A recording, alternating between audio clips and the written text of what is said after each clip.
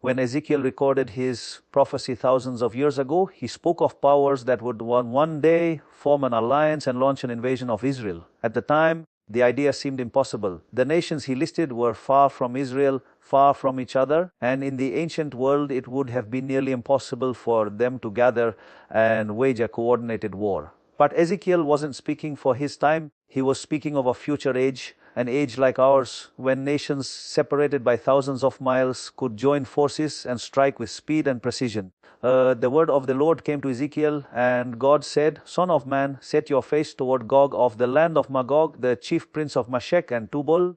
Prophesy against him and say, Behold, I am against you, Gog, chief prince of Meshech and Tubal." Ezekiel then describes a coming invasion of Israel, not by one nation, but by several. This is what makes the prophecy so unique. Unlike Psalm 83, where the nations mention border Israel, Ezekiel 38 and 39 describe nations that do not border Israel at all. They are separated not only from Israel, but from one another, some over 1,000 miles away. In the ancient world, this would have seemed impossible, but in the modern world, with global alliances and military coalitions, such an event is entirely possible and even likely. Ezekiel says that in the latter years, Gog will devise an evil plan and come against a land of unwalled villages, against people who are living securely without bars or gates. The goal will be to plunder, seize, spoil, and attack a people gathered back into their land from the nations. This description points to a modern era, not ancient times. Israel did not exist as a sovereign nation for nearly 2,000 years. Its people were scattered to the ends of the earth. Yet Ezekiel 36 and 37 speak of the Jewish people returning to their land, rebuilding it, making the deserts bloom, and being restored as a nation. That has happened only in our lifetime. The bones came to life in 1948. Because of this, Ezekiel's prophecy can only be fulfilled in a modern age. Scripture also speaks of a final war in Zechariah, Joel, and Revelation, a war in which all nations come against Jerusalem. Jerusalem becomes a heavy stone for all nations, and all who try to lift it injure themselves. Revelation speaks of demonic forces gathering the kings of the earth to the place called Armageddon. This is the final war, the climactic moment before the coming of the Messiah. However, Ezekiel 38 and 39 do not describe that final war. They describe a different conflict. In Ezekiel, only a handful of nations are mentioned. It is not all nations of the earth. And while the final war focuses specifically on Jerusalem, Ezekiel's conflict covers the entire land of Israel. After the war in Ezekiel, the people spend months burying the dead. There is no mention of the Messiah returning at that moment. This means Ezekiel 38 and 39 describe a major war, but not the last war. To understand the prophecy, we have to identify the ancient names Ezekiel gives and match them to the modern world. Ezekiel lists Gog with Gog, Magog, Meshech, Tubal, Gomer, and Beth Togarmah. These are ancient peoples of Asia Minor, which is modern-day Turkey. Then he lists Cush, which corresponds to modern Sudan, and Put, which corresponds to Libya and parts of North Africa. Then he lists Paras, which became known as Persia for thousands of years. Only in the 20th century did Persia officially adopt the name Iran, so the list of nations includes Turkey, Sudan, Libya, and Iran.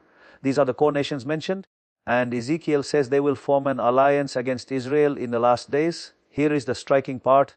All four of these nations today are Islamic nations and have histories of hostility toward Israel. Turkey, under President Erdogan, has become increasingly aggressive, openly anti-Israel, and seeks to position itself as the leader of the Muslim world.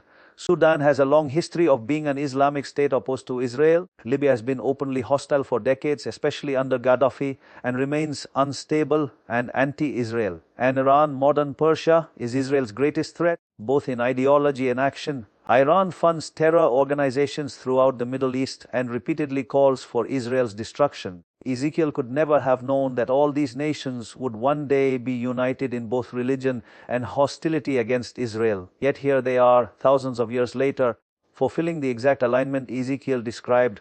Now consider this: Ezekiel speaks of a massive land invasion of Israel in the last days. For the first time in 50 years, Israel faced a large-scale invasion on October 7, 2023. Although the attackers were Hamas, a terror organization inside Gaza, Gaza itself is surrounded by Israel and blocked from importing weapons. So the question becomes, how did Hamas acquire thousands of weapons, supplies, missiles, and funds? The answer is through shadow powers, nations behind the scenes, providing weapons training and money. And which nations were behind it? The same nations Ezekiel names. reports revealed that Turkish-backed groups in Libya have been smuggling arms to Hamas. Turkey and Libya, Gog and put in Ezekiel's terms, working together against Israel. Sudan has been used repeatedly as a weapons route, with Israel accusing Iran of shipping weapons to Hamas through Sudan and Iran. Paras was the primary sponsor of Hamas. US intelligence, Israeli intelligence, and media reports all confirmed that Iran funded, armed, trained, supplied, and directed Hamas for years leading up to the attack.